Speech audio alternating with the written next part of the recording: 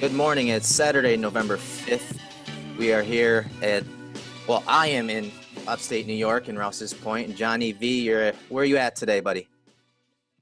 We're out in the great Western New York, right outside Buffalo. Attaboy. Week 9 brings the Bills and the Seahawks.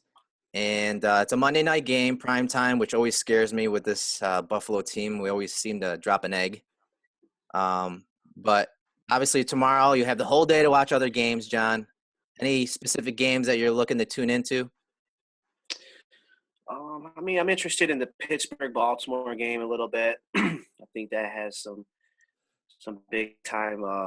It's going to definitely affect the way our playoffs chances shake out. I'm not even sure who we would need from that game to win.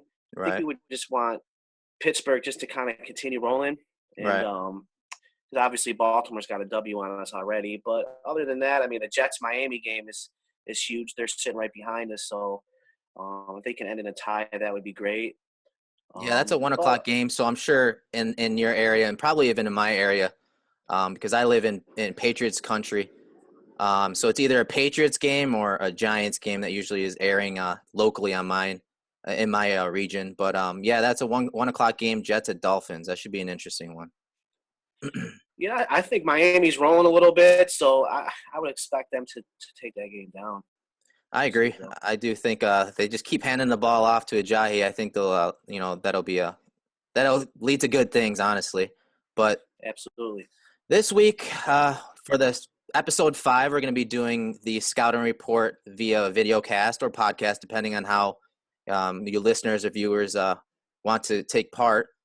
So we're going to start with the Bills' defensive scouting report of the Seattle offense. And I don't know about you, John, but I think this offense matches up. Well, our defense matches up well with their offense. Wouldn't you agree? Absolutely. The only thing, like I said before, is we just have to keep Rusty neutralized, because he's really the only piece that I'm worried about on their offense. So if we can neutralize Rusty and can keep him, I can't say in the pocket because he'll hurt you there too. But we just got to make sure we have our eyes on him at all times. Right. They're 4-2-1.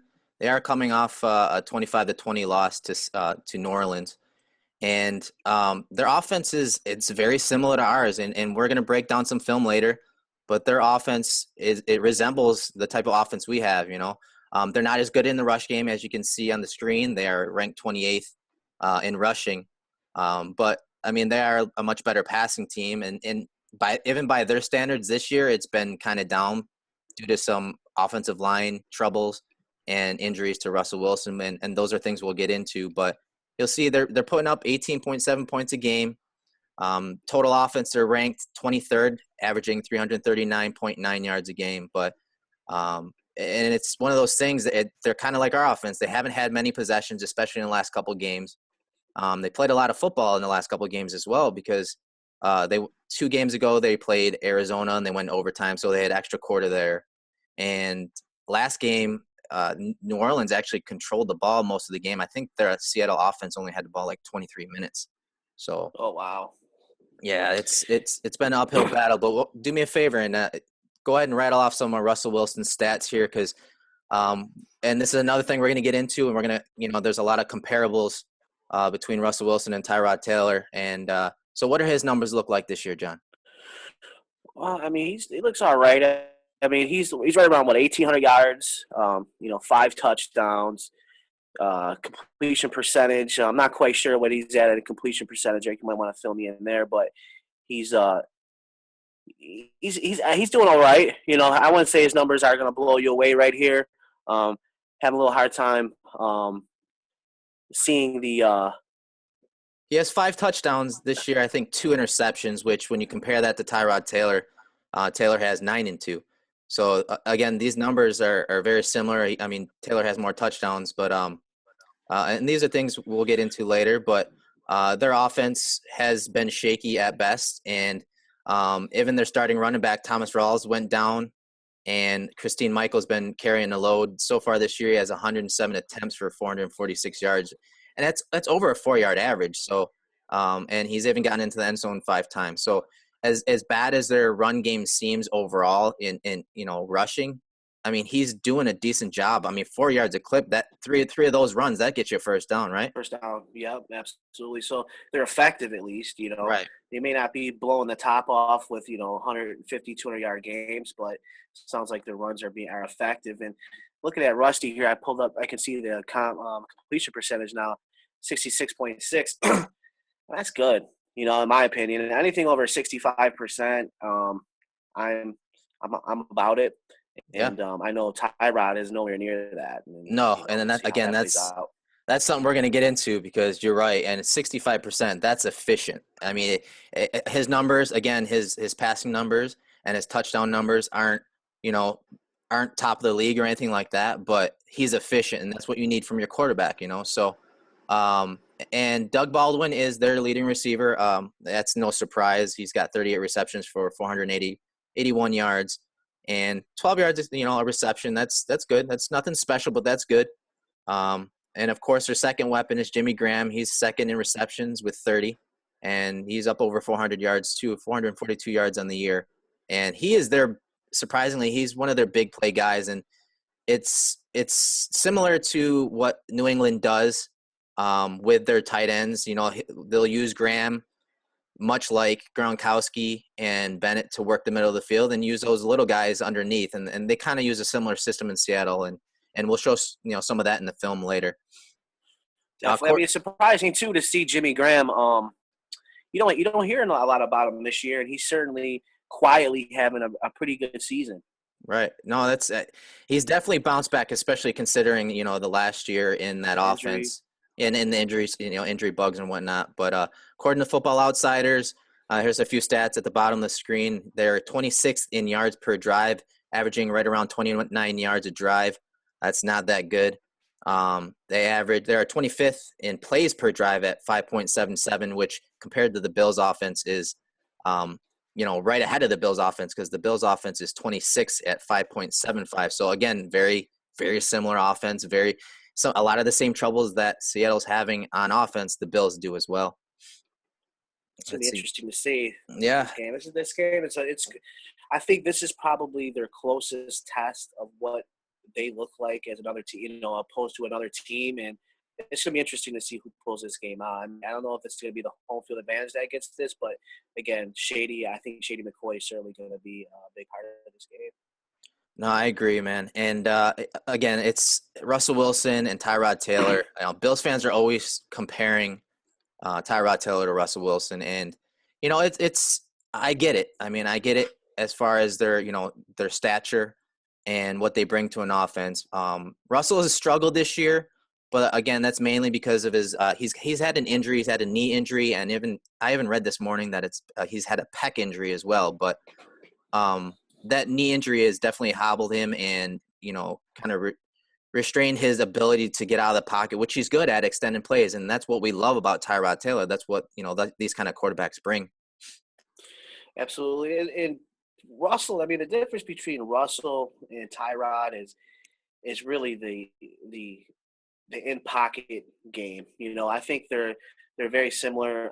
Once they get outside the pocket and things like that, and they both can manage the game well. But Right. it's in the pocket and the feet work. I think is the difference. The footwork. Yeah, definitely.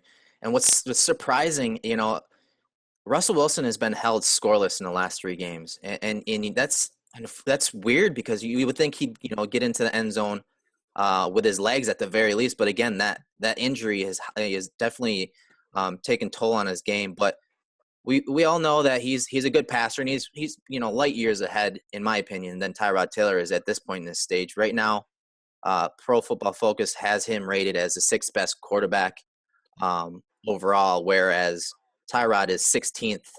And you can see the numbers on the screen. Russell Wilson his rating is a 93.17, whereas Tyrod is a 88.62. So you can see, I mean, when it comes to decision making and whatnot, and anticipation, especially, and that's something we'll show on film. There's no doubt that Russell Wilson's better.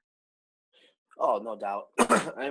He's got the experience already right now. I mean, he's played in big games, and he's had a lot of continuity too with inside that organization. So Absolutely. I think that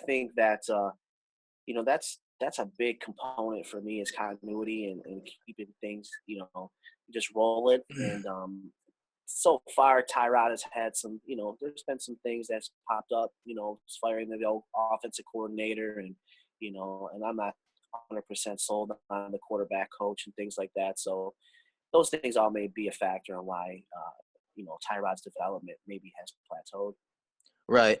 And Russell Wilson he's an accurate passer. He's always has been. And right now, even Pro Football Focus has him rated as the second highest rated passer behind Drew Brees. And that says a lot to me. Wow. Because we saw his numbers earlier. He doesn't have the best numbers, but when he is called upon to make, that play, that accurate pass, that pass with anticipation to a receiver, he can do it. He throws his receivers open, Right. and it's instead of waiting for the receiver to get open, like maybe Tyrod and some other quarterbacks do, he throws them open. Right. And that's the difference between your average quarterback and then your good and great elite quarterbacks. Those guys put the receivers in a position to make a play.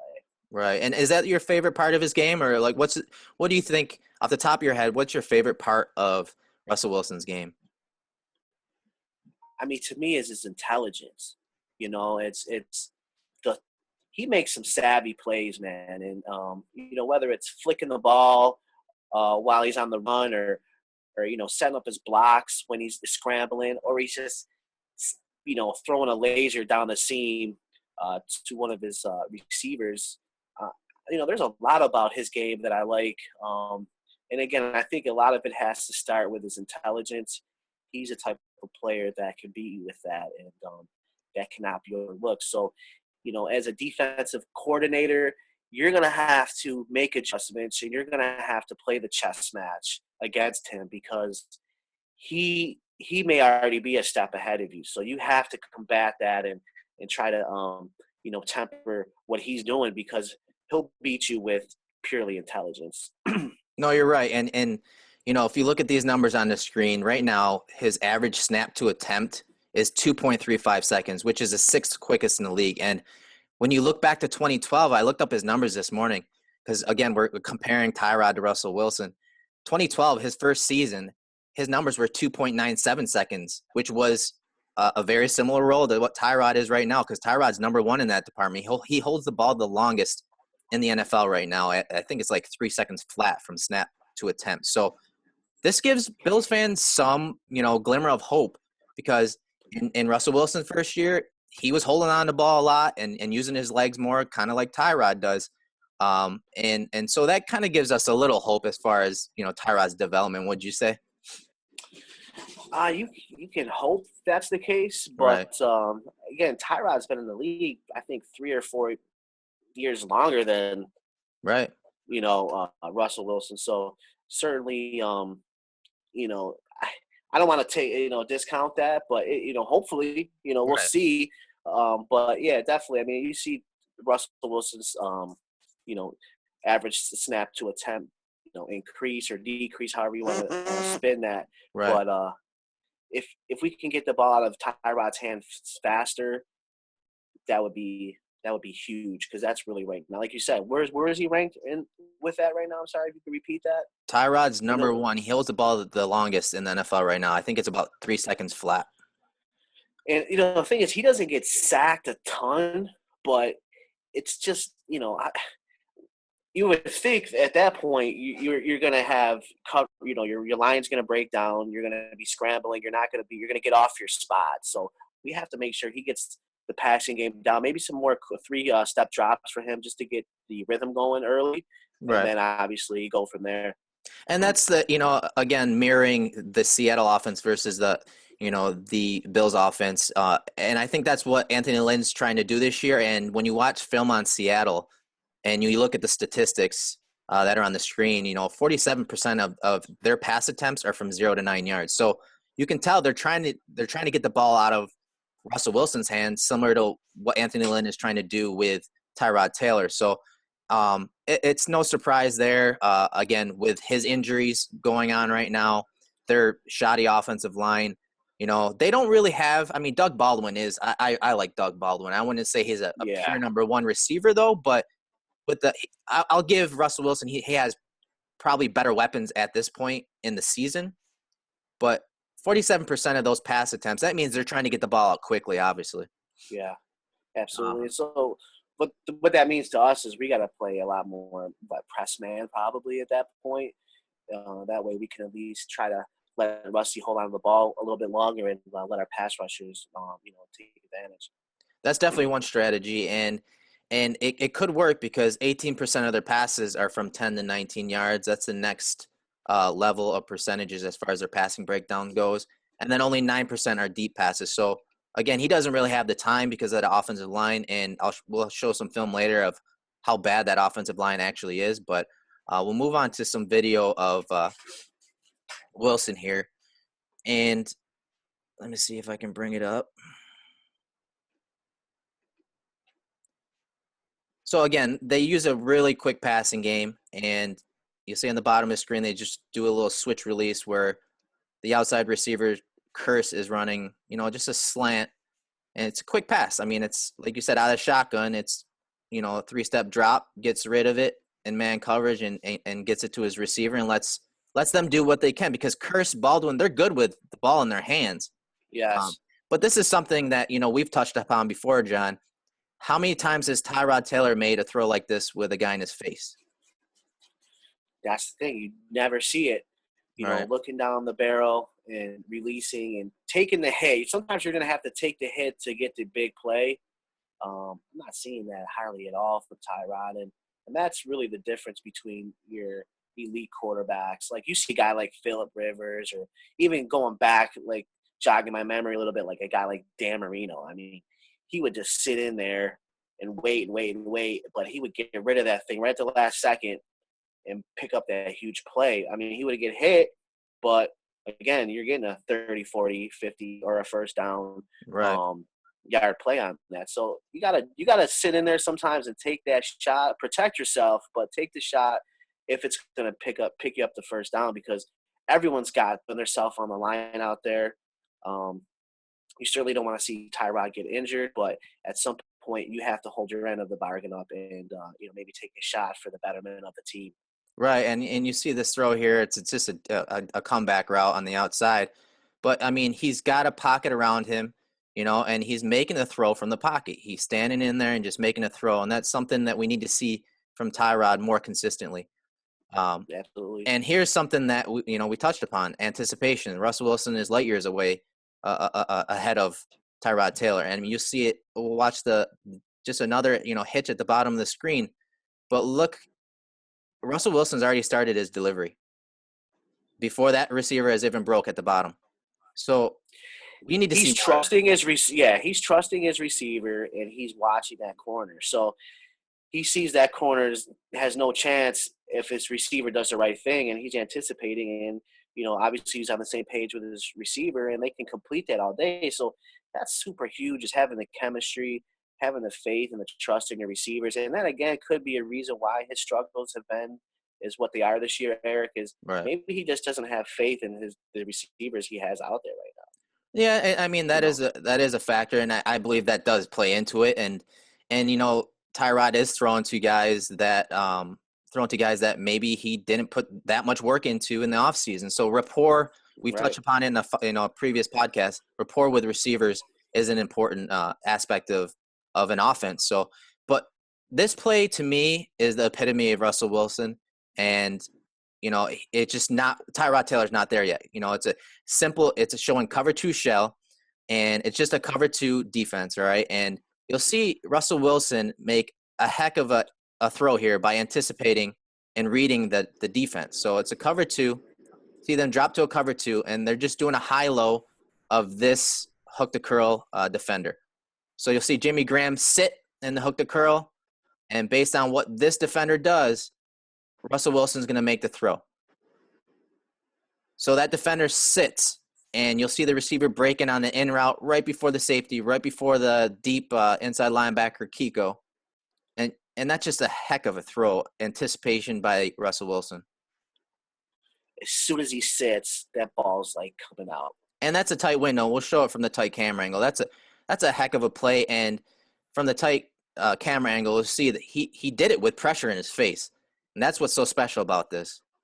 You know, most quarterbacks wouldn't even attempt that pass. Right. You know, especially young ones that maybe don't have confidence. Because, I mean, you're throwing in the teeth of the defense right there, and trusting your arm and trusting, you know, your receiver's going to run the right route. So that's a great play all the way around, man. Yeah, and you see Sue 93 there in the middle of the screen. He just blows by his offensive lineman. So Wilson knows that's coming, and he still delivers a ball when it needs to be delivered. So it's on time, and you see that's a tight window right there. It's up over the top of Graham, up over the top of that hook the curl defender, but right in the pocket of the receiver, he did have to reach out a little bit to catch it. But look at number 20. I think that's Rashad Jones. He's waiting for that interception. So that receiver does help him out. Right. Absolutely. I mean, yeah, he makes a hell of a catch, and then he has enough time to protect himself, like right there. Yep. You know, and that's a huge difference, and that's because he anticipated that throw and he got rid of it on time. Right. He was able to go ahead. No, you're right, and he didn't put him in harm's way because I mean, there's two guys barreling from two different directions coming down on this receiver, but he was able to bring it in and then, had enough time to prepare for the hit. So I'll let it roll from the beginning. And it's a pretty play, and that's something you don't see from Tyrod. You don't see the anticipation. You don't see the accuracy, and that's why a lot of times, balls are dropped or, he leads receivers into harm's way.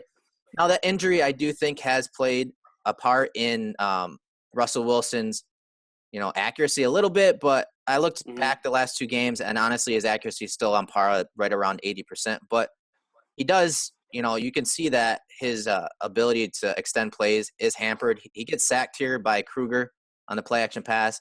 Normally you see him dart out the backside of that, and he tries, but he just doesn't have that explosion and that push off. And I believe it's his left knee that he's wearing the brace on. So right there he'd be pushing off, and exploding outside of the pocket. He just doesn't have it. Yeah, Matt, that could be huge for us. So we're gonna have to really bring pressure with him. I know he can gut you, like you showed on some of those few previous plays, but if we play tight, we have a chance. Right, and again, that's just another play there of him trying to get outside the pocket, and you see him. He does pick up the first down. I think this was like a 3rd and short play, but right there he tries planting it and making a move to get outside a little more, and he just doesn't have it. And ends up just diving for the first down. And that's okay. That's all right for me. If we want to live to see another down, and he picked up the first down, what else can you ask for? Right. And what separates him from Tyrod is right now is his ability to diagnose defenses, and he's a smart player, and maybe he has more freedom than Tyrod does at the line of scrimmage. But on this play, they actually have a run called, so they'll have the running back just running inside run here.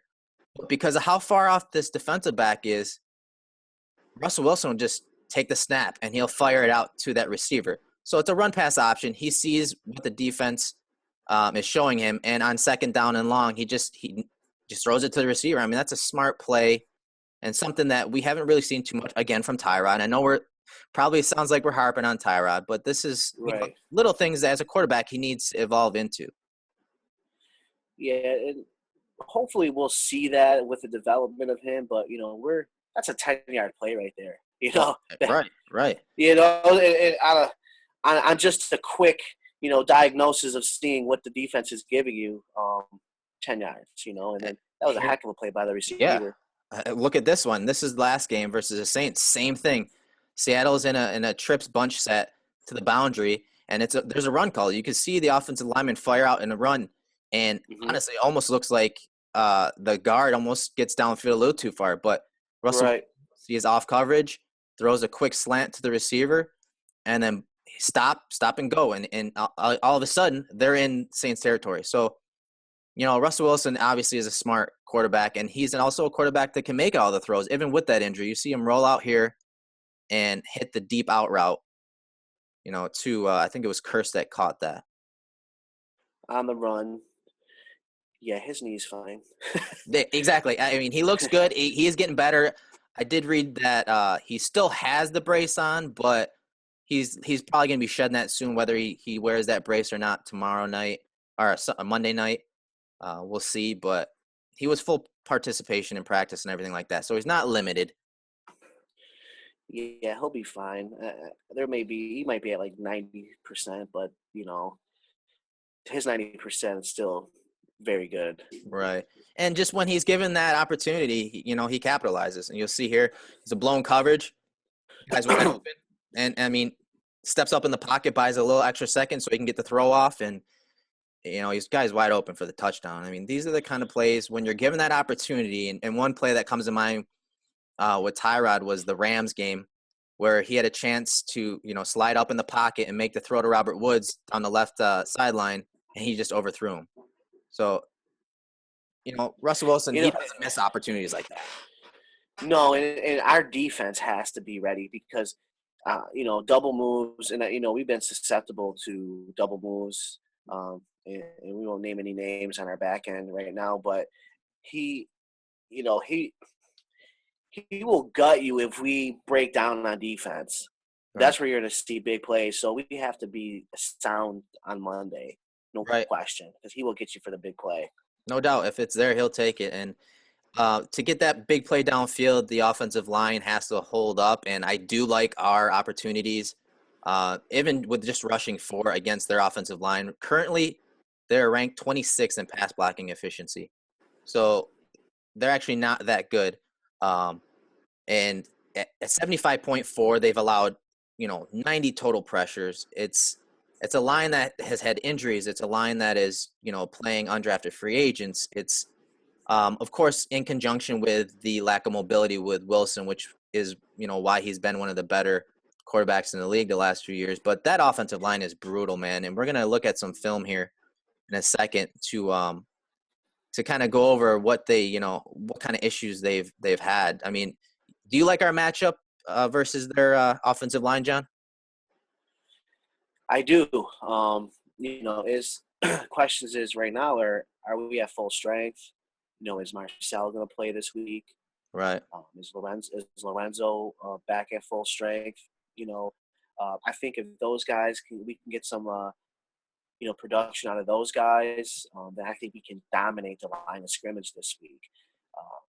Keep in mind, though, Eric, that as poor as their offensive line is, Rusty can make up for some of those, inconsistencies with, again, his intelligence and his mobility. So it's almost like they de-emphasize the value of the line a little bit, knowing that Russell can make up for some of those with his intelligence and mobility.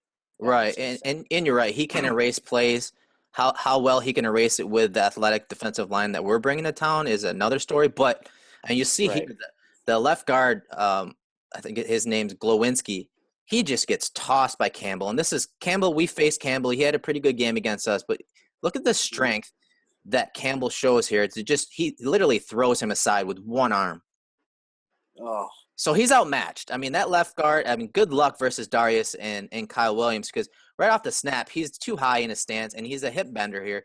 And he just gets caught too high and thrown by Campbell. And Campbell gets the pressure on Russell. But again, he gets it off in time, to give his receiver a chance to make a play. And Glowinski, Glowinski, he struggled versus Arizona. Again, this is 2 games ago. He gave up 1 QB hit and 2 QB hurries. But again, Campbell just killed him here. And look, the guy is bending, and Campbell just gives him a swim move over the top. We got to hit Russell early and often. We can't let him he's a rhythm quarterback, and if he gets in the rhythm, it could be a long day for us. Right. So we have to get him off his spot early. We have to maybe pressure early. Because if you do it early and you get to them often, and maybe even you let in a big play early, it's early. You may have time to overcome that still. Right. But at least you're giving yourself a chance to throw him off his rhythm, get him a little bit nervous in the pocket if we can get some substantial pressure. But we have to see if we can get our guys on the outside and because once he breaks the pocket, Eric, I mean, you and I have seen it before. This guy will literally gut you up, Right. especially if the play breaks down. So we have to be mindful of that too. I mean, are we going to spy him? I mean, who are we spying with? Things like that. Right. I mean, everyone across their line is struggling. We'll see the play here by Gilliam, the right tackle, versus Marcus Golden. He's given up on the year. Gilliam, the right tackle, has given up 2 sacks, 5 QB hits, and 19 QB hurries. And he's matched up against Golden on the edge here. And right off the bat, he jumps out to meet the pass rusher. Good job. But then when contact is made, he's leaning. You can see him leaning too far forward, bending too far forward. And Golden just uses a little counter rush and rips right through and again causes the pressure on Wilson. And it leads to an incomplete pass. So, I mean, I like our chances inside and outside with, Jerry Hughes. And we'll see where Alexander is as far as playing. But I think in Lawson, I think we'll have enough guys to rotate in there to create pressure, even with the front four, and not necessarily have to blitz Russell Wilson. I like God damn. That's all right. All right. I like I really like the idea of Shaq this week having a big game.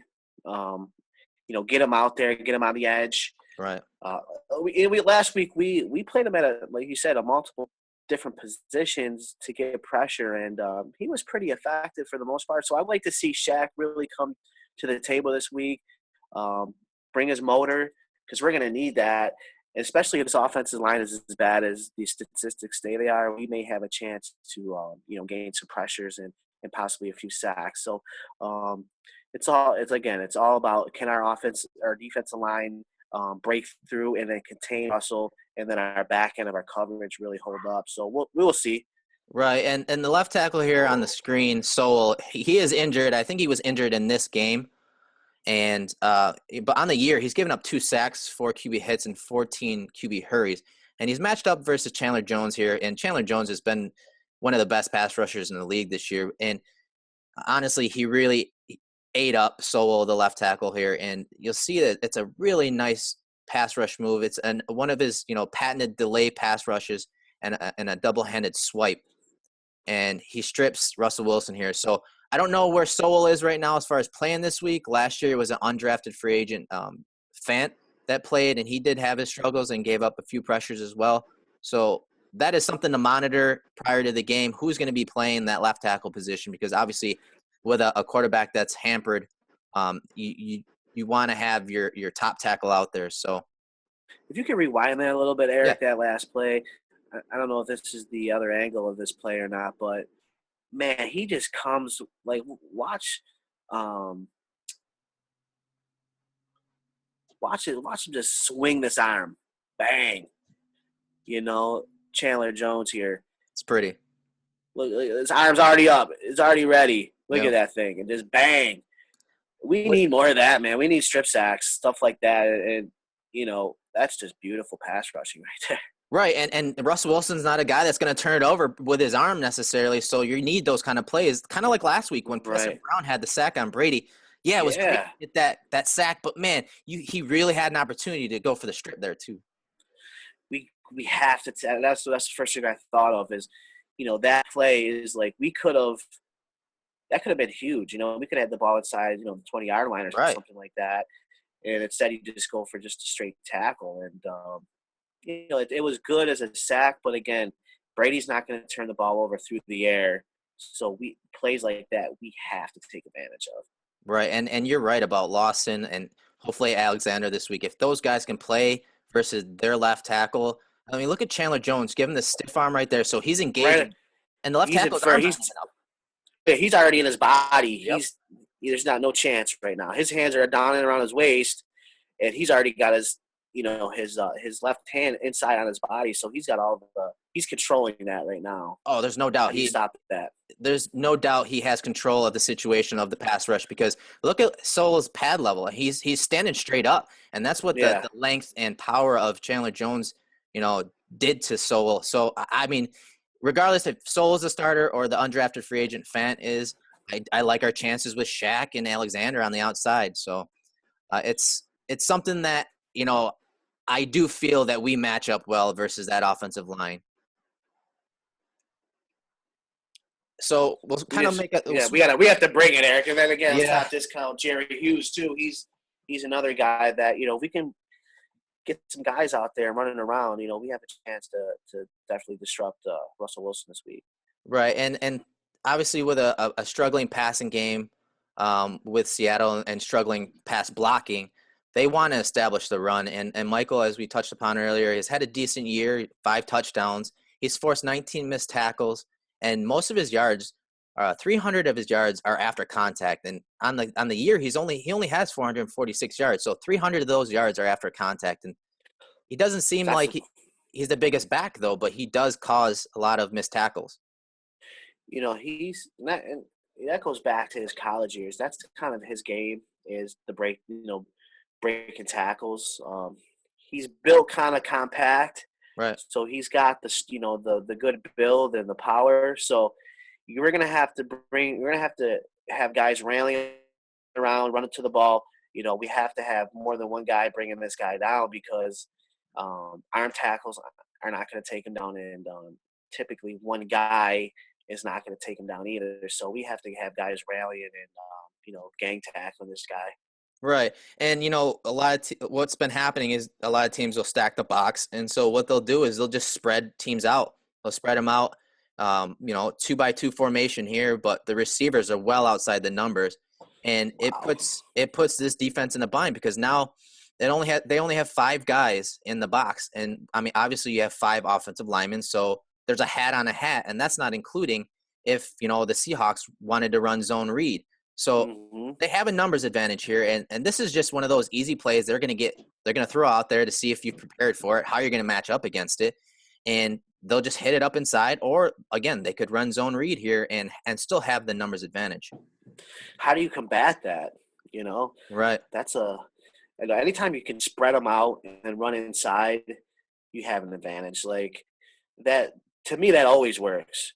Because like you said, you just got a guy and a guy. It's pretty much man up, and then actually there's an advantage offense because you have an extra guy. So how do you stop that? Right. And their main run block scheme is zone run blocking. So a lot of times what you have off the bat is, the first level of the offensive line is what they want to do is they want to zone block. They want to combo block the first, 4 defensive linemen, and then move on to the second level. And you'll see them do a great job of that here, taking care of the interior defensive tackles of Arizona. And you'll see the 2 combo blocks on both interior players, and then they move on to the second level. And I know you love this play by the center here, where he works the combo block, clears that guy out, but then he also gets to the second level, picks up that linebacker, and it just allows Michael to get up inside on the run. I mean, watch him fire off the ball, Eric. I'm sorry. I went back to it. That's all right. I mean, he fires off the ball. It's a similar play here. Again, they just fire off and get to the second level.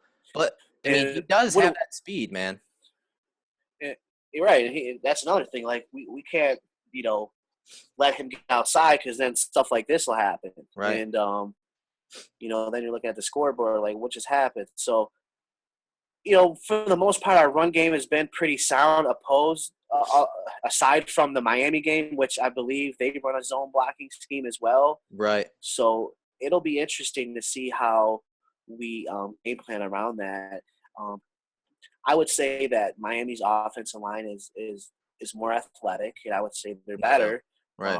So we'll see how this plays out. But again, it's going back to the Denver years. It's like they really they don't want the huge big guys on those kinds of offensive lines, because they want guys that can shoot off fast and that can, engage. And, at this point, we have to make sure that we're ready for that, because, if we're not, you'll see like we just saw right there, 40-yard scamper to the end zone.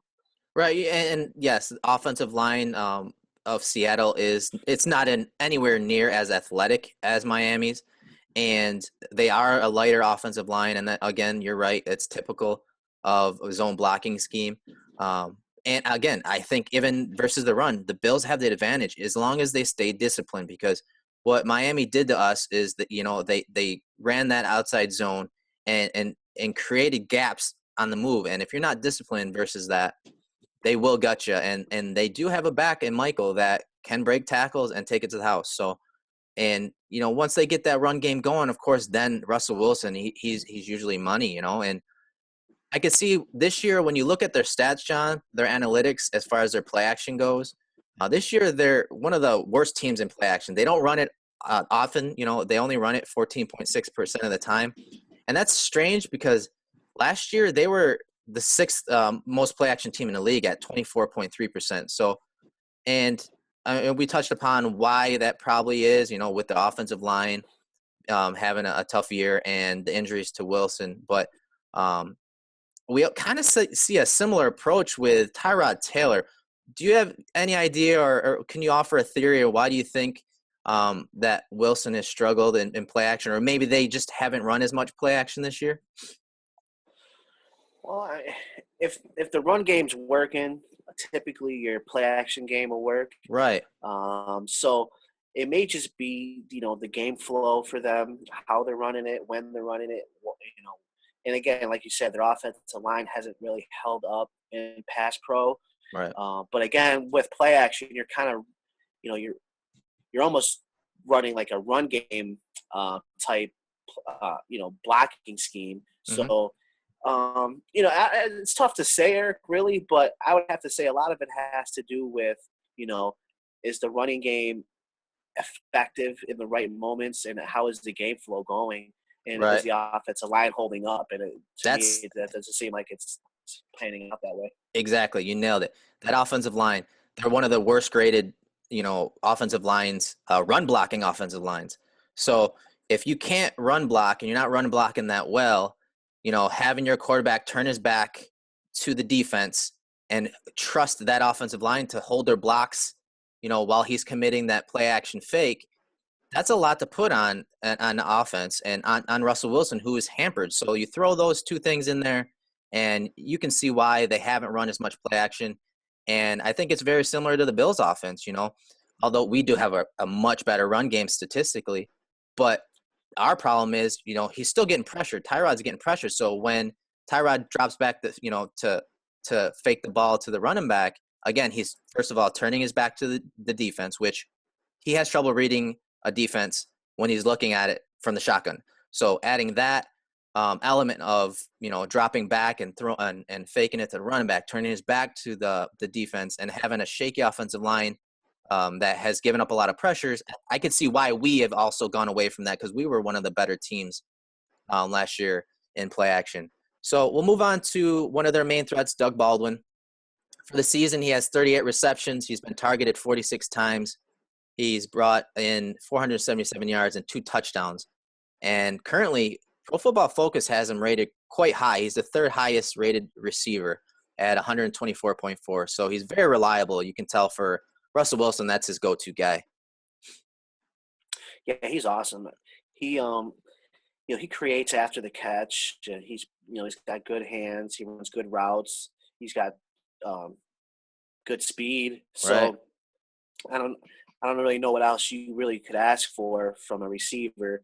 Again, like you said, he's reliable. So that's another guy that we have to make sure when he gets the ball, we're taking him down right away, because he's savvy. Again, he'll cut, he'll spin move on you, and next he picks up an extra 3-4 plus yards, which could be the difference of a first down or a touchdown. So we have to make sure we're tackling.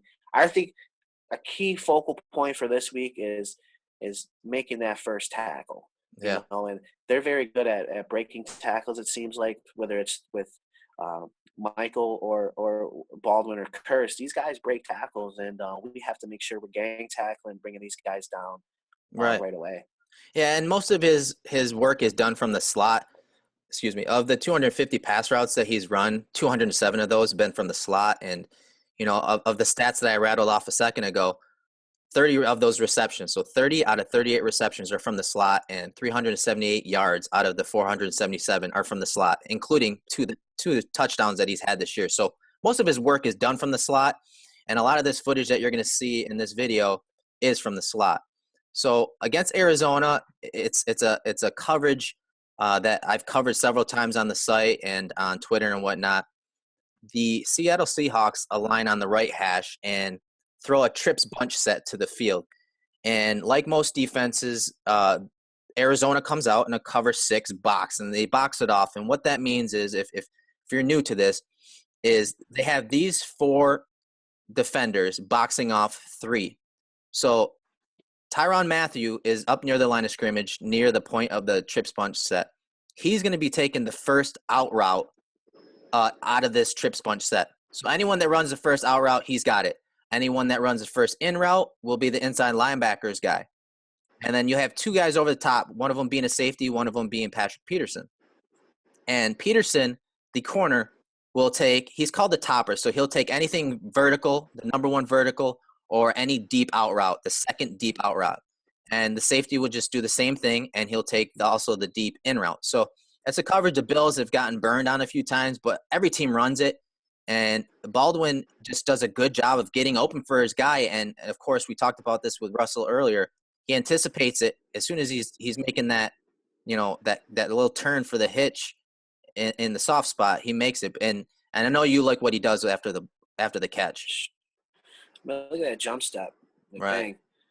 And then he's upfield for another 5 yards. And that's like I was just saying, like we have to make sure that he's tackled right there, Right. and those 5-6 extra yards could be the difference. So we have to be mindful of that this game.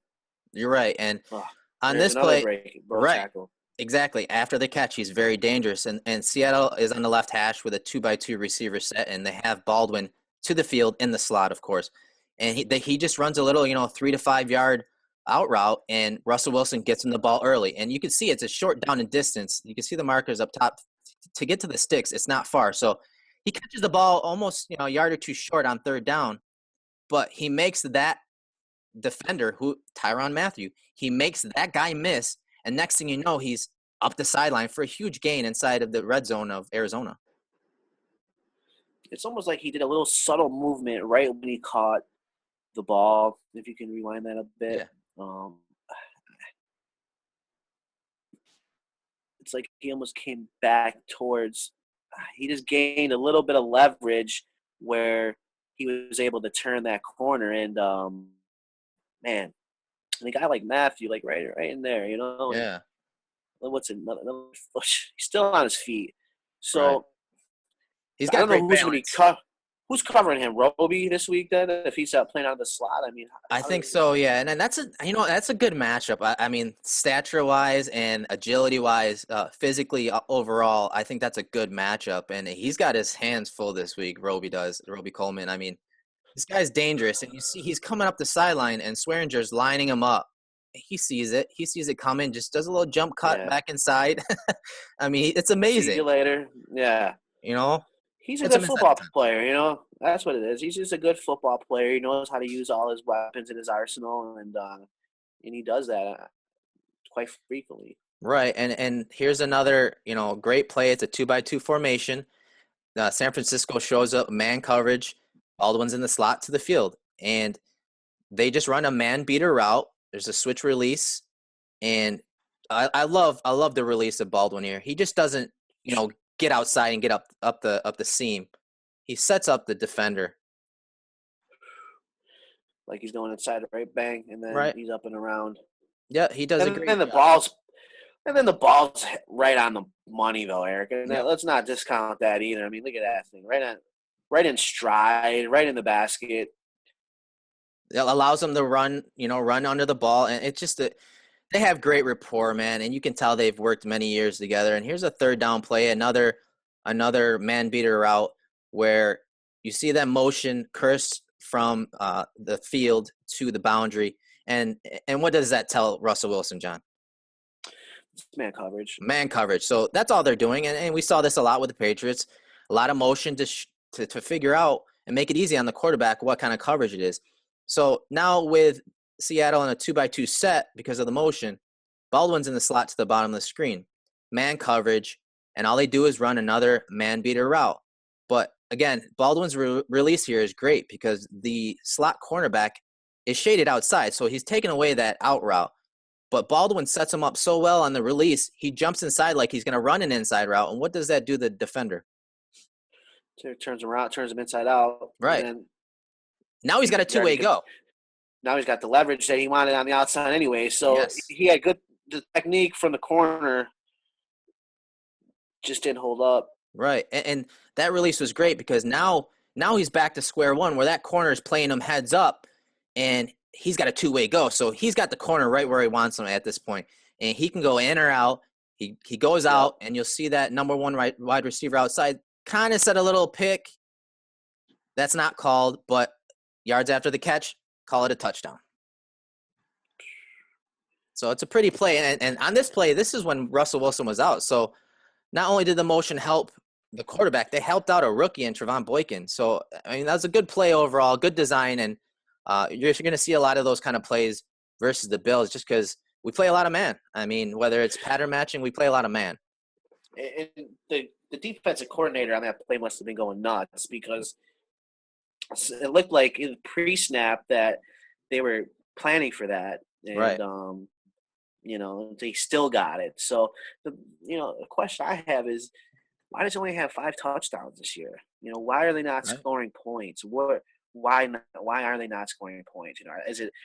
Is it like I brought this up a few sessions ago? Is field starting of your field position? I mean, are they starting on the 20, inside the 20 a lot, having to do these 80, 90-yard drives to score? Kind of sounds familiar, doesn't it? It does. Yeah, pretty much. But that's how we win, though. I think that is such an overlooked aspect of the game, and a lot of that has to rely on your special teams and such. But if you just can't go 80, 90 yards and score consistently unless you're Tom Brady, that may be a reason why they only have 5 touchdowns, or Russell only has 5 touchdowns. I mean, how many touchdowns does Steve Mike have again? Do you have that handy by chance? Michael? Yeah. He has 5 as well. 5 as well. So. Yeah.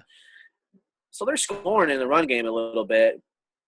But, I'll take my chances. I'll take my chances with that. If they can beat me with C. Mike, then God bless them. I just can't have them. I don't want to see, Russell Wilson have 5 touchdowns coming into the game, right, and then 10 coming out of this game. Yeah, I know. I hear you. And these Monday night games have been, they've ended kind of like that. So we have to be tight this week, man. Oh, especially against this guy, Jimmy Graham. I mean, on the year, he's got 30 receptions on 44 targets, 442 yards, and 1 touchdown. But as I mentioned earlier, most of his work is down the middle. Excuse me. Yeah. And I mean, Rex Ryan defenses have typically haven't played too well against opposing tight ends, but I think we're a little better this year because we have Zach Brown. So expect Zach Brown to be matched up against this guy a lot. And that's big. The thing with Jimmy Graham is if you get your hands on him at the line and you hit him a little bit when he's getting the ball, you'll see his play decline a little bit. You're right. Yep. He's not the type of player that thrives off contact and getting, bounced around a little bit. So I think we have to be mindful of that, get our hands on him a little bit, make sure we're giving him that shot, make sure we let them know that we're here. Right. So if you're going to be catching the ball, have fun with that. So we have to make sure that we're definitely capitalizing on that because that we could take him right out of the game. And then because who do you key in on? If you're Rex Ryan and Rob and Dennis Thurman, you're worried about the run game, right? And then you got Graham and Doug Baldwin, right? Right. Who out of those 2 players are you worried about the most? I'm saying Doug Baldwin, no doubt, and then obviously Jimmy Graham next. So, I'll take my chances with Jimmy Graham beating us, but I'm probably going to be trying to bracket coverage or double cover, Baldwin as much as possible and try to take that away. Because if Javon Curse beats us, not Javon Curse, Jermaine. Well, Jermaine Curse, if he beats us, God bless him. But, I'll take my chances with that. Right, and Jimmy Graham isn't their number one weapon. It definitely is Doug Baldwin, and I'm sure the coverages are going to roll and, be strategized to stop Baldwin because, I mean, let's face it, Jimmy Graham, even from the film I've seen, he's not the same athlete that he was in New Orleans. He doesn't have the same explosiveness, and honestly, as much as as good as he was as the jump ball catcher back in a few years ago, he's not that guy anymore, and we'll see it on film here. But again, he does most of his damage in the middle of the field, so they like to use him in the middle, down the seams, similar to New England. And I mean, of the 30 receptions, 28 of those, 28 of those 44 targets were down the middle and 331 yards total. So, I mean, a lot of his work is done in the middle of the field, and we'll see it here on film. Just he's right here. It's a 3-by-1 wide receiver set, and he works. It seems like they use him when they want to run plays versus zone coverage. So, and when they want man coverage to be beaten, they'll use plays to Baldwin. But here it's just cover 2 defense.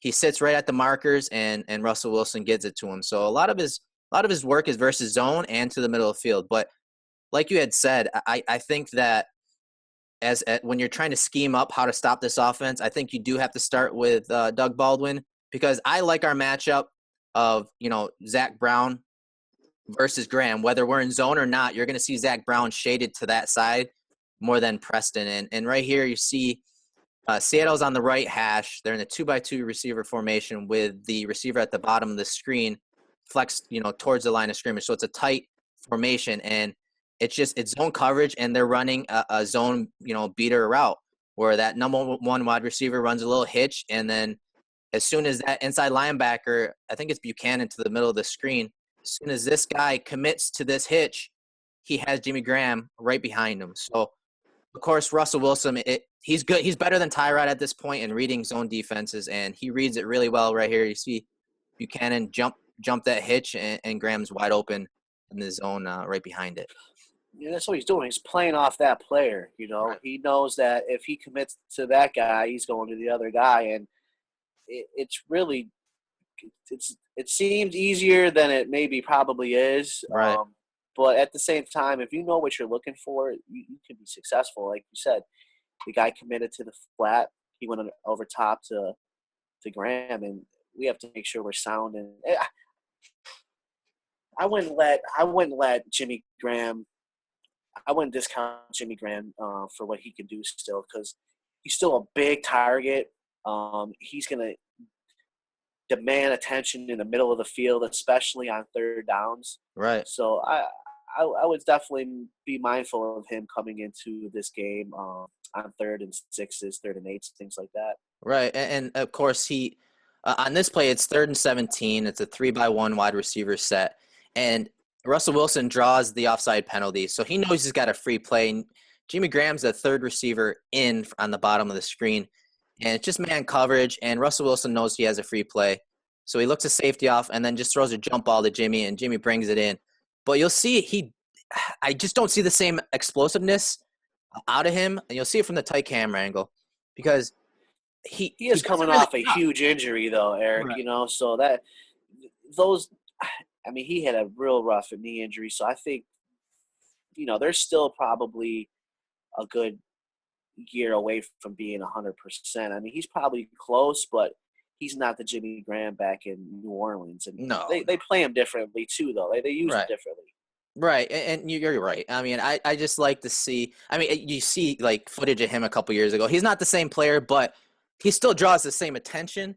And, right. I mean, regardless, his size is a matchup altogether. So, I mean, you got to take that into account, too. And, again, it's a 3-by-1 wide receiver set. It's a trips bunch set to the bottom of the screen to the field.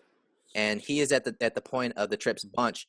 And like he has all year, he worked the middle of the field versus zone defense. So, the defense rolls into a cover 2, and Jimmy Graham finds that spot in the coverage, and Russell Wilson escapes the pocket, gives him a little extra time to get open. You'll see it here better from the tight camera angle.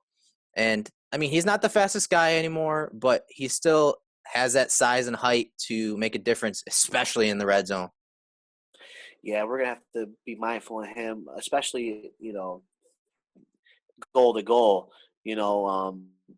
Anything inside the 10-yard line, that's a jump ball opportunity. I don't know if we have the type of player to. There's not too many defenders out there that can defend him in that Right. particular scenario, but um, we got to be mindful of that because Right. he's an ex-basketball player. He knows how to control his body. He can box you out, and he's got good hands. So another guy to be mindful in the red zone with. So we'll certainly have to scheme around that a little bit. So it's be interesting to see how that plays out. Right, and you were asking, how are they in the red zone and whatnot, and you just kind of touch upon the red zone, our red zone defense versus their offense. Currently, they, according to Football Outsiders and their DVOA, ranking, Seattle's offense is number 15 in the red zone overall, where the Bills' defense is number 8. But Seattle's passing in the red zone is actually ranked number 6, and we're ranked number 1. That's one of our strengths this year, and you got to attribute that to Rob Ryan and Dennis Thurman and that staff shutting down opposing offenses when they want to pass in the red zone. Yeah, we've had pretty good success this year. Well, as you can tell by the numbers, Right. In the red zone in general. So I would like to see that continue this week. And again, they've only scored, 5 touchdowns through the air this year. So we have to just have to stay tight, keep a discipline throughout the game, and don't let Russell create, because that's what's gonna, at the end of the day, is what's gonna be the difference. If we can control that and combat that, we have a chance to beat him. These offensively. Yeah, no, definitely. And, Russell Wilson, yeah, he's been hampered with an injury, but their offense, as far as red zone goes, is 26th in rushing, where our defense is number 28 in the red zone versus, opposing rushers. So that is an area that they could look to exploit, although they're not that good at it. But again, with Russell Wilson, who is a mobile quarterback, he can still beat you. So look for those zone reads when they're in the red zone or whatnot, because he can still run it. I think he's going to be a lot more healthier, obviously this week than the last couple of weeks. So look for that to be, one of the keys to, the Bills defense stopping Seattle, obviously red zone trips. But the other thing is, our defensive front, whether it be just the front 4 or any of the guys rotating in, they have to create pressure on Russell Wilson. But like you said, remain disciplined and in their pass rush lanes. So, the question I have is, okay, you got a guy, let's say like Shaq. Okay, he's a rookie. He's coming out of college. But he's used to playing against the zone read because, in college, it's like most teams play the zone read in college. Right. So is he more prepared to stop the zone read than maybe a veteran that's been around for a few years in the NFL? It's kind of an interesting point because he's used to playing that kind of a game. So I'd like to see, or it could be the other way around, where he's a rookie and they take advantage of him when he's out there with his own read. Mm-hmm. But I think if anything that should be a positive for us if Lawson's on the field, because I think typically maybe in years past you would have seen a rookie D end outside linebacker struggle to hold, contain, and in that particular area. But considering he's coming out of a college now, predominantly running the zone read, I think he has a good idea of how to combat that. So that'll be interesting to see. He may be a player that comes up big this week in that regards. So I hope that indeed plays true. Right. So we'll see. So it'll be interesting because some of these DNs now coming out, they have the experience of stopping the zone read. But again, that's a tough play to stop in any league, really. Yeah, and especially at the NFL level. Yeah, and Russell Wilson, he knows how to run it. And they don't run it often, but again, you never know. It's something you got to prepare for at the very least. And again, how much playing time Shaq gets all kind of depends on Alexander. But, we have seen his snap count rise in the last 2 games. So either way, I'd like to see him out there and keep his progression going. And there may be a point to that. He played against those type of spread offenses with the zone reads and whatnot. But at the NFL level, you never know, man. And offensive coordinators see a lot, minute things that in a player when they're scouting to come up with a game plan versus a exploit. defense. Yeah, to exploit somebody. Absolutely. And the play what keeps replaying in my head is the Toronto game against Seattle Mhm.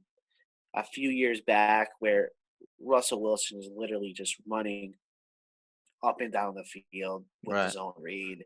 So, if he's not 100%, I don't think they'll put him in a position to do that. But that could be something to keep your eye on this week. Definitely. And so we'll switch gears here. We'll kind of go to the scouting report on the Seattle defense. Of course, this is going to be a tough matchup.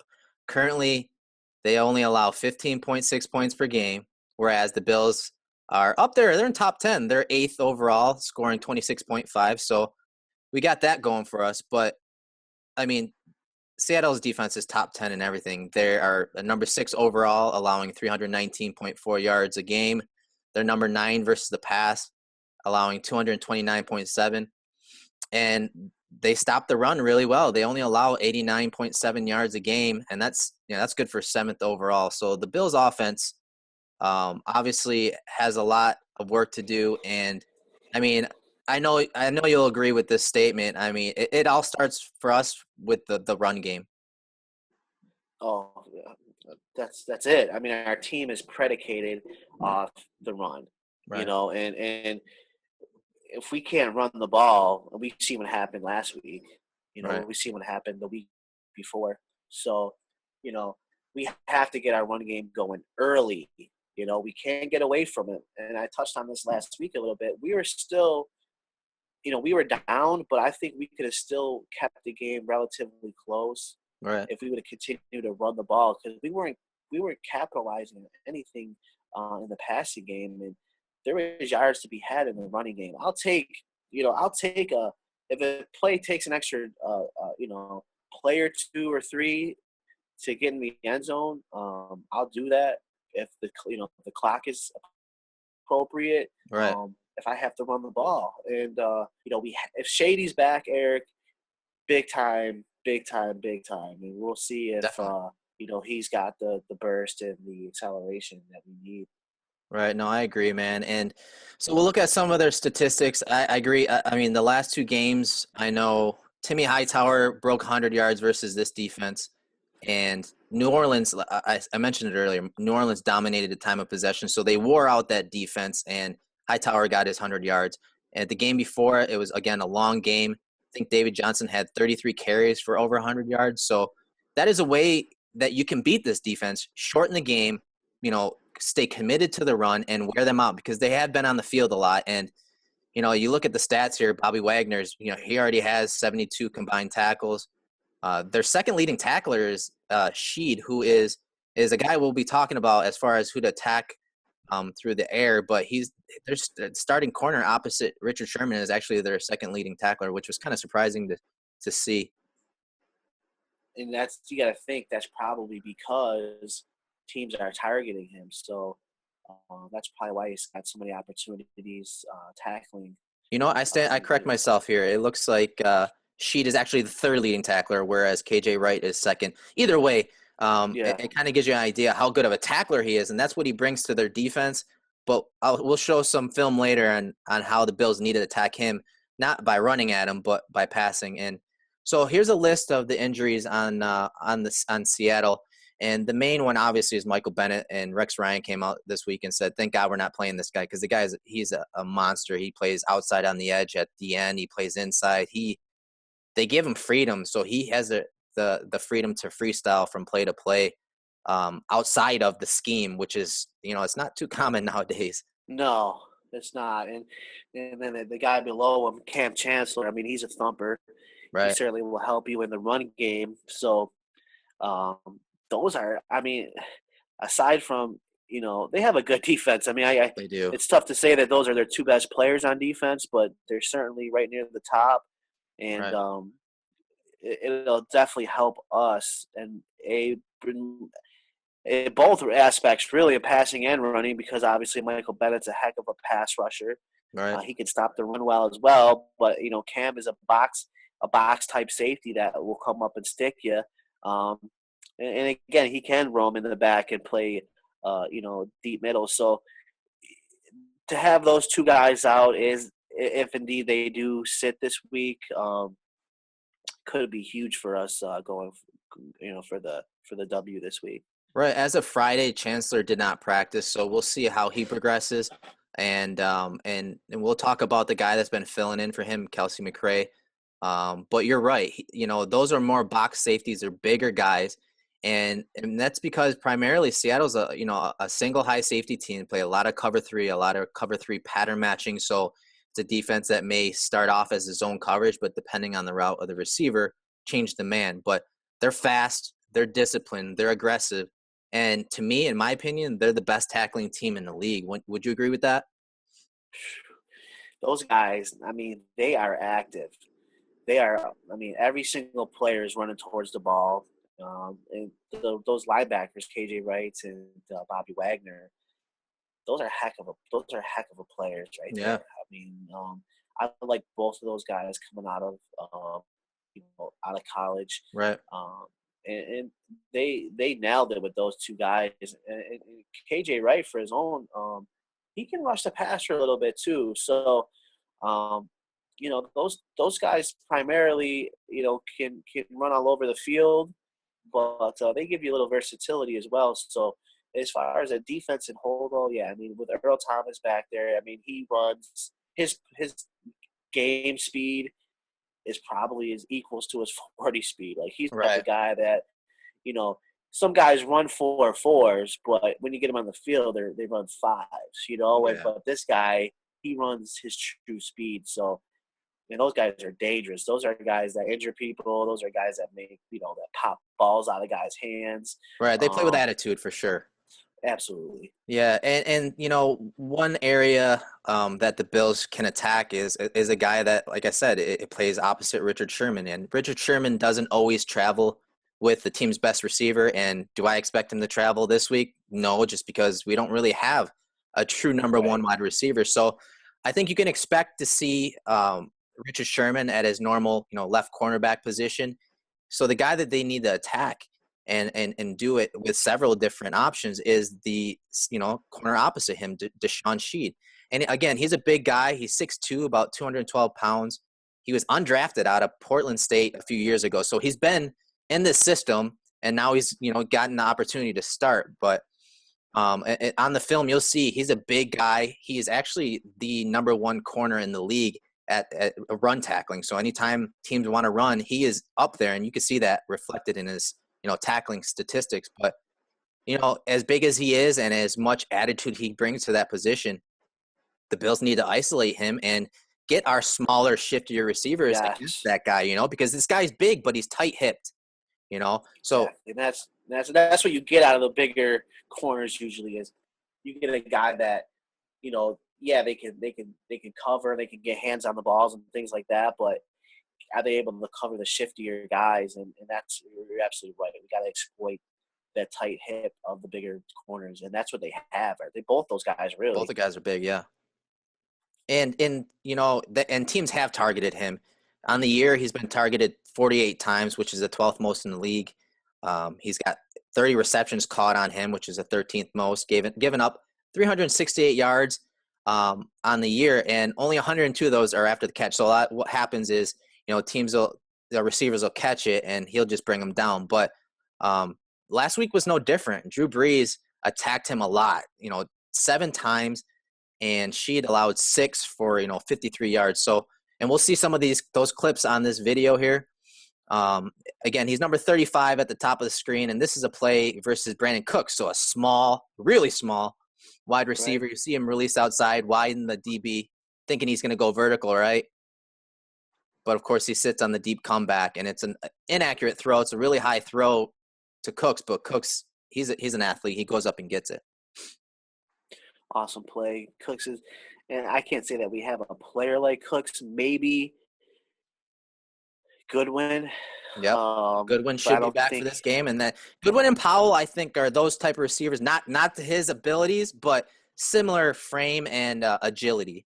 Yeah, and I really like Powell. I thought he had last week. he didn't show up as big as I was hoping he would, considering the injuries and how much play time he was getting. Because leading up to that game, through the preseason, through the short, the few plays he's had coming into last week, thought he looked good. He played with a little bit of an edge to him. He's got some shiftiness, and he plays fast. So again, that would be a good matchup in my opinion. Would be Yeah. Powell against this Sheed guy, because again they're similar players to Cooks, maybe not quite as polished. Right. Well, I mean, Because on this play, Cooks is a hell of a route runner, and right. He can catch the ball at any point. I mean, I like this route by Cooks here on the screen because, I mean, Sheed's in good position. Of course, Cooks releases outside, looks like he's going vertical, and you see him peek his head inside, almost his head, yeah, to get up field here. But right. And you see Sheed, he's off balance a little bit. He's reading the midline of the receiver here, but that little look inside, he comes up, and then now his pad level and his hips are high, and that's where Cooks then just dips outside and comes back for the ball, and Sheed just has no chance on that play, but just to bring him down. Thinking about a kind of a similar play to last week when Hogan ran on Gilmore. Mm-hmm. Right. Sheed at least was still in his back pocket here enough where, there wasn't any extras. Right. Although the throw was a little off, but still, like, you saw a play like last week where Gilmore, there was like 10 yards in between him and the receiver after he made that play. At least right. Sheed here was in a position where there wasn't going to be a lot of extra yak after that particular catch. Totally. And again, they matched him up against Cooks here. And I'll rewind it a little bit. And, of course, there's motion, and that's just showing Breeze, hey, we got one-on-one coverage. So when I say isolate this guy, this is what the Bills need to do. They need to get their receivers versus this guy one-on-one because, again, you'll see 33 right here is the strong safety, Kelsey McCray. He's the guy filling in for Chancellor. So the whole box is filled, all right? And they only have a single high safety here. So they got one-on-one with Cooks on Sheed. And Sheed, again, he can't cover guys like this. I mean, he's in good position, but watch this little move right here. Okay, he's breaking on the ball. That's not bad. He breaks on it, but he stays flat instead of driving to the receiver. Yeah. Why do you think that is? Because he's worried about that receiver doing it out and up, getting up the sideline. So you'll see him. He doesn't drive on the ball. He drives it, and his drive is flat.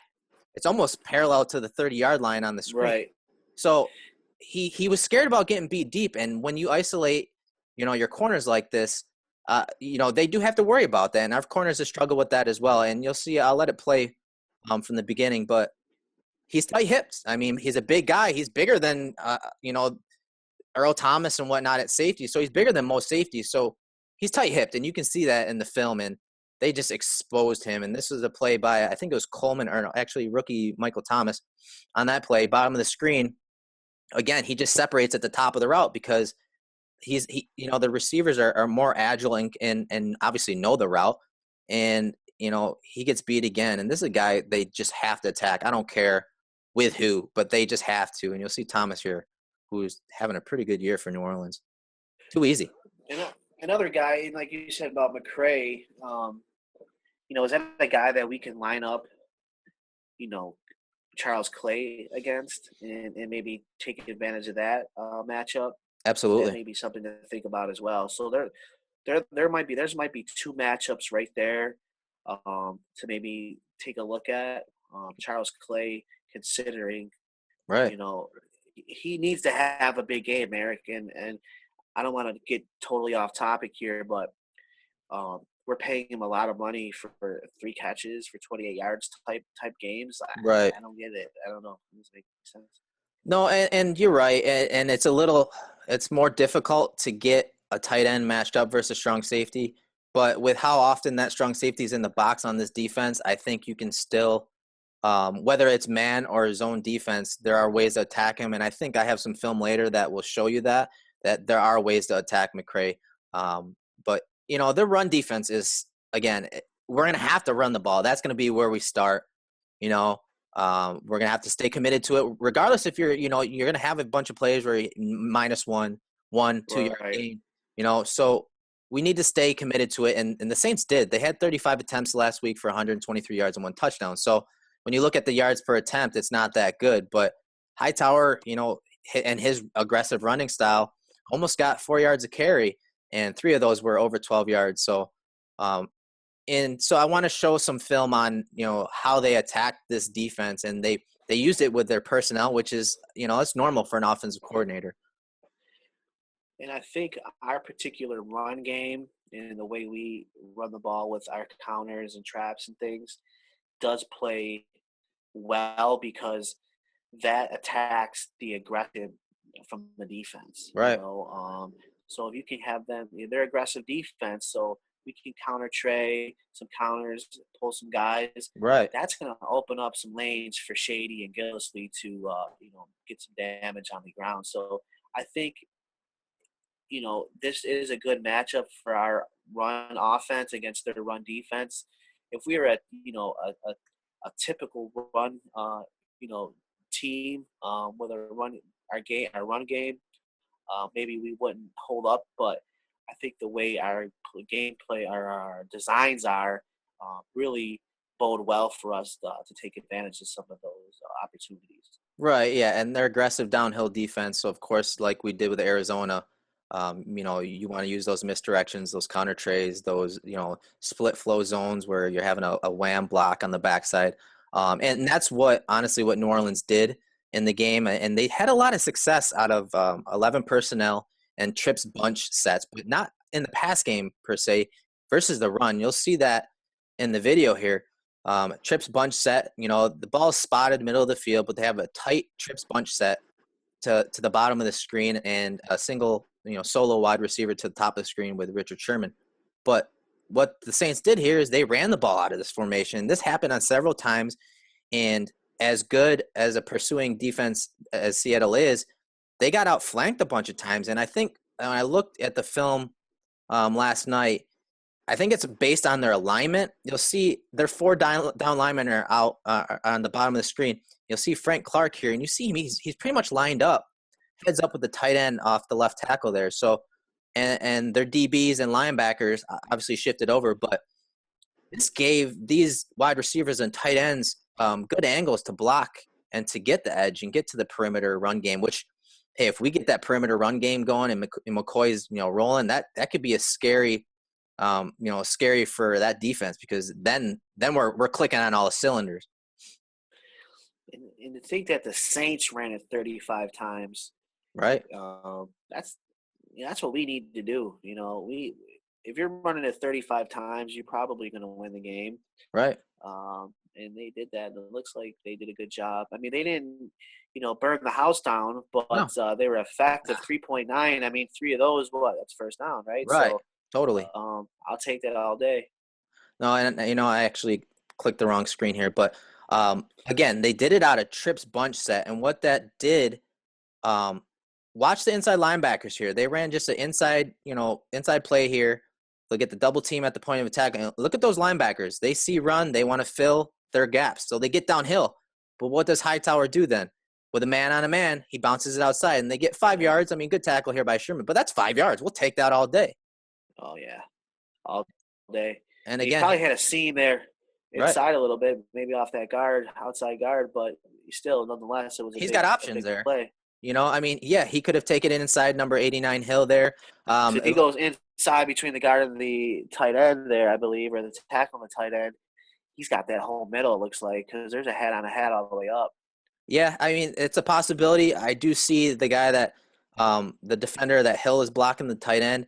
He is it looks like he's 2 gapping there, so you see his head poke in the hole and then out of the hole and back in the hole. So I think it was a good cut either way. You get those linebackers downhill, or you get them flowing left or right, and you get these kind of plays. And the prior play, they hit him inside, with inside run that bounced outside, and then they just outflanked him on this play and got Hightower to the edge on a 28-yard run. I love boss sweeps, man, stuff like that. I've always liked those plays, and we've gotten away from them a little bit this year. I thought last year we ran them a little more, Right. than maybe this year. But yeah, I mean, anytime you can get offensive line out in space, Right. I'm all about it. And And watch this. especially, Watch go this ahead. play here because the way they aligned again, this is the nickel corner Jeremy Lane. He's lined up heads up on the trip bunch set. Watch what this Willie Snead does to two guys, Clark and Lane here. I mean, just the way they aligned was wrong. He takes out two guys. So now you've lost the edge, Wow. and that's what the Saints did to them, and they exposed it. And for some reason, the Seahawks defense did not adjust to it. Wow. And Yeah, here it is great from the play. broadcast angle. Yeah, I mean, he gets to the edge. So outflanking them, if we can get that going with McCoy's going to take those type of plays to the house. Right. You know? Oh. Yeah, we just have to be disciplined, man, and stay true to our identity. And, Right. We're not built to pass the ball, 35, 30, 40 times a game. It's just not how we're built. And we don't have the horses to do that, Right. So, but we do have the horses to run the ball 35 times a game and pick up 200 yards. I mean, shoot, we had 300 yards rushing against, I think it was San Fran. Mm-hmm. So keep that same game plan, run the ball, take your shots when they're available, and don't put yourself in bad down and distances, Right. You can't take the bad penalties early. You can't take bad penalties at all. Right. We have to be disciplined. I mean, this is a game this week where, it's on the road. It's in maybe one of the most hostile environments in the NFL. It's on Monday night. It's across the country. There's a lot of variables that have to go into consideration with this game, and being disciplined, and especially like pre-snap penalties. Whether Yeah. it's Right. a legal formation or offsides, things like that. Too many We men. have to. We cannot Right. afford to put ourselves in positions this week and get ourselves in bad down distances, because their defense, they'll thrive off, third and long, second and longs, things like that, Right. because we won't be able to overcome that, Eric, this week. No, you're right, man. And, you got to stay on schedule, like you said. First down is critical versus this defense. They're number one defense on first down. The Bills are number 9 overall. So, I mean, that is key. Stay on schedule. And you got to get positive yards on that first down and stay committed to the run, because they're number 1 versus the run, as far as Football Outsiders is concerned. And the Bills are number 4. So first down is key this week, because you need to, by the time you get to third down, you have to be in a good position to convert. But you also got to stay in a position where it's 3rd and 3, 3rd and 4, where you keep that run game still a threat, right? You want to keep your whole playbook open still. Exactly. And when you get, like you said, 3rd and 7 plus, your playbook shrinks, and so that makes it easier on the defense to key in on what you may be able to do. So we have to keep our whole playbook open, 3rd and 4s, 3rd and 3s, things like that are manageable, and not put ourselves in these long down distances, because again, we don't have the horses currently, at least on the perimeter, Mm-hmm. at receiver, to overcome those deficiencies. So Right. big time this week as far as being disciplined, keeping the yellow flags off the field. That's going to be huge for us winning this game this week. Definitely. And Seattle is top 10 in every defensive category, according to Football Outsiders, except one, and that's 3rd and short. They're not that good on 3rd and short. So like we just talked about, you got to keep your offensive playbook available on 3rd and short. So, you got to have that ability to call a run on a 3rd down and 3 or 3rd down and 4 versus this defense. So they can't just pin their ears back and come at you. So again, first down and staying on schedule is key. I think is the number 1 key for this game. As far as I'm concerned. And, we know that Tyrod and Russell Wilson play a similar game. We know that, they're going to play smart with the ball. They're not going to, take too many risks in the passing game. And we need him to do that this game more than any game this year, because with how good this defense is and how smart a quarterback Russell Wilson is on their offense, we need to have Tyrod, be efficient, but also be smart with the ball, because you do not want to give Seattle points through their special teams or their defense. Because last week versus the Saints did get a fumble recovery for a touchdown by Earl Thomas. So they have that ability to swing the field and get points on the board from the defensive side. Yeah, and and like we've talked about over the last few weeks, is Tyrod's done a good job with protecting the football for the most part. Right.